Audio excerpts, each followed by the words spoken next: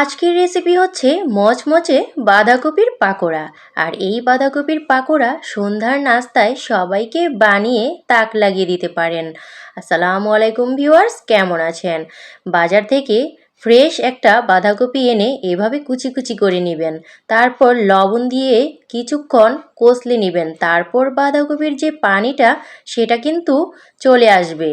আর এটা বের হয়ে আসলেই এখান থেকে বাঁধাকপিটা ছেঁকে আপনি রেখে দিবেন আরেকটা পাত্রে।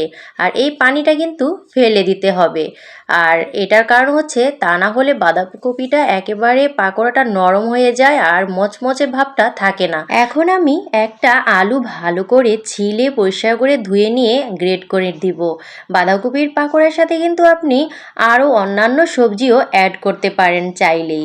আমি একটা আলু এখানে গ্রেট করে দিচ্ছি, তারপর পেঁয়াজ কুচি দিলাম আর দিলাম গাজর কুচি, এরপর কাঁচামরিচ কতগুলো দিয়ে দিলাম আর দিয়ে দিব সামান্য একটু আদা রসুন পেস্ট, হলুদের গুঁড়া দিব, মরিচের গুঁড়া দিব আর দিব একটু ধনে গুঁড়া, দিয়ে দিব একটু টমেটো সস, তারপর দিয়ে দিব এখানে একটু সামান্য চাট মশলা।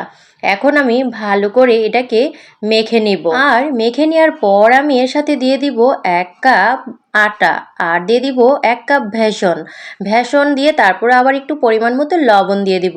দিয়ে ভালো করে এটাকে কষলে নিব। আর সামান্য 2-3টা লেটুস পাতা আমার বাসায় ছিল, তাই আমি দিয়ে দিলাম। দিয়ে দিব ধনে পাতা কুচি। আর ধনে পাতা কুচিটা কিন্তু অবশ্যই দিতে হবে গাইস।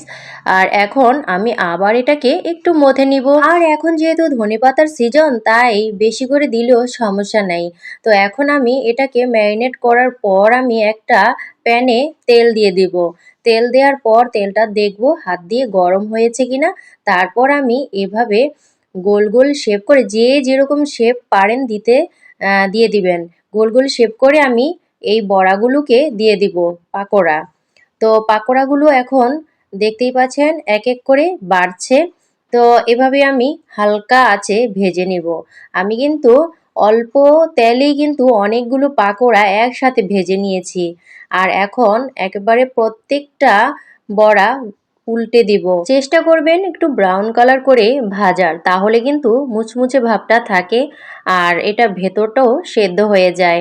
আর এই পাকোড়াটা শীত আসলেই আমি খাই, আমার কাছে অনেক ভালো লাগে। তো এরকম একটা এই স্ট্রেনারটা নেবেন, স্ট্রেনার ছাঁকনিটা, তো এটা দিয়ে তুলে নেবেন। আর এটা না থাকলেও সমস্যা নেই, তবে এক্সট্রা যে তেলটা এটা কিন্তু একটু ছেঁকে নিতে হবে, তাহলে কিন্তু অনেক ভালো লাগে খেতে।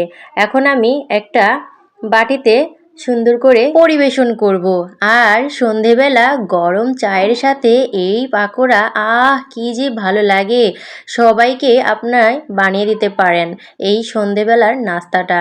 আর এই পাকোড়াটা কিন্তু এতটা মুচমুচে হয়েছে আর ভেতরটাও খুব সুন্দরভাবে সেদ্ধ হয়ে গিয়েছে।